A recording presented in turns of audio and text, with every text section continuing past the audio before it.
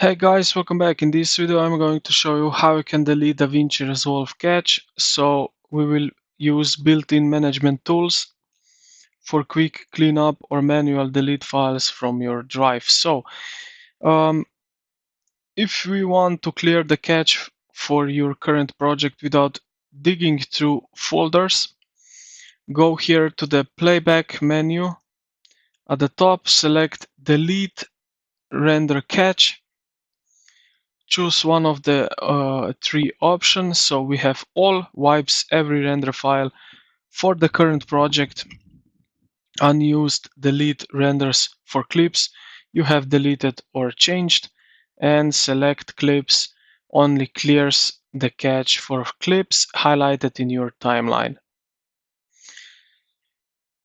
Now Resolve often leaves orphaned cache files from old or deleted projects that can take up hundreds of gigabytes to find them.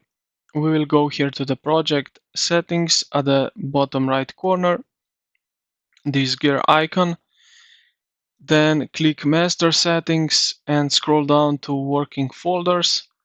So working folders, as you see here, look at the path for cache files location. So this one, open that folder on your computer, delete the folder named cache clips. So I can properties bytes. So this one are not so big because I didn't do anything here yet. So I won't delete anything, but if you have, you will find cache clips. Resolve will recreate this folder next time it needs to render. Deleting it is perfectly safe for your project integrity.